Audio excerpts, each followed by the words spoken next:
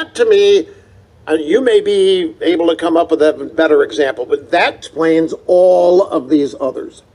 Because what it shows is that whenever there is any kind of violence, any kind of uprising, any kind of the first instinct that the drive-by media has, and when I say drive-by media, may as well be saying a Democrat Party, the first instinct they have is to try to find a way to link whoever committed the bad deed to the Republican Party or the so-called conservative movement. There were shoot-ups during the Obama administration. There were mass murders, and at no time did the drive-by media ever try to link any of it to Obama. And yet, people have forgotten. Was it inflammatory to say that Republicans were going to be responsible for millions of deaths if Obamacare was not passed into law? Anybody remember that? Because I sure as hell do, because I was fed up with it then. We are trying to oppose a government takeover of one of the great industries in America better than anywhere else in the world. We're trying to prevent a bunch of incompetence, a bunch of government bureaucrats and left-wing from taking over the American healthcare system. Meanwhile, Obama is lying to everybody about it on substantive grounds, and the Democrats and the media start running around talking about how the Republicans are going to be responsible for the deaths of millions of people. Until this politicization of everything stops. In other words, you have some guy who's been mentally ill for 10, 15 years.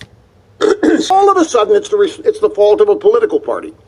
Or it's the fault of a president. And it's so predictable because they hate the president. They'll do anything they can to get rid of him. They've spent 2 years trying to get rid of him. They failed to get rid of him. They're fit to be tied over their failure. They're ratcheting up this anger. And we're getting so far away from the notion that whoever did it is the person that did it.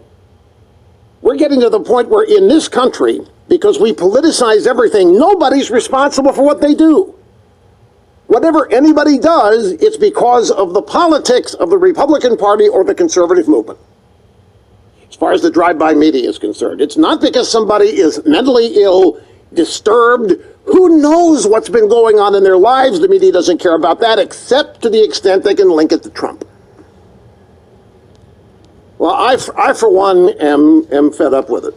The weather, we can't even get away from it, from the weather, Republicans or Trump, because we don't sign on to this asinine man-made global warming theory. So anti-black, anti-minority, what have you.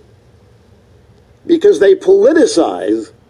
If I have gotten to the point, I can't tune it out. It is my job, man, worried how the midterms are going if you're trying to ratchet these two things up. No, you have to take these two sad, unfortunate events and tell you right now. I mean, I do not know it from exact hands-on knowledge. I'm just telling you, my gut is that there are millions of Americans, once this stuff starts, they tune it out. They're fed up with being blamed. They're fed up with the people they love and support being blamed. Just tune it out. You had to support those. You had to support Black Lives Matter. They weren't condemned and literally tear up a town on a lie. They create a Brown, whatever his first name was, who had held up a convenience store, and so it gets to the point that if the media wonders why they're in such ill disrepute right now, it's because of this. Nobody believes what you say. Nobody trusts what you're saying. It's so obviously politically charged. It's so obvious that your passion about this is what you can do with it politically. The guy that shot up the synagogue in Pittsburgh, Squirrel Hill section of Pittsburgh, I know this place well. I lived there. Not Squirrel Hill, but I know where it is. The guy that shot this place up hated Donald Trump. Donald Trump was too big a Jewish supporter.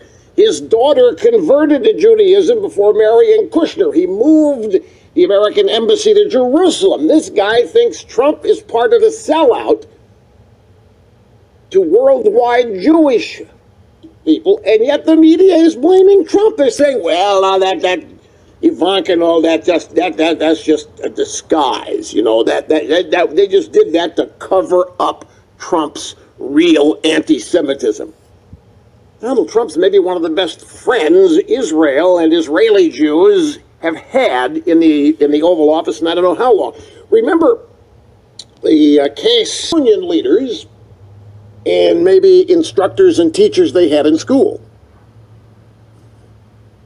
were not even legitimate acts of charity or compassion to mask and cover up their racism and bigotry of Americans in I don't know how many ways, starting with opposition to Obamacare, probably starting before that. Americans are going to be responsible for the deaths of millions around the world because we won't sign on to the concept of man-made climate change. It's gotten so extreme, it's gotten so off the charts. The fact of the matter is, the base of the Democrat Party, you'd be hard-pressed to find more virulent anti-Semites than in the Democrats' base. Code Pink, Occupy anti-Semites. Code Pink even went so far as to try to help Iran smuggle guns. Code Pink simply hates America, and whatever America does, if it has an ally that aligns with Israel, Code Pink is going to oppose it. Anti-Semitic, anti-Israel, Code Pink, Black Lives Matter, Occupy Wall Street, Antifa. That's the Democrat voter base.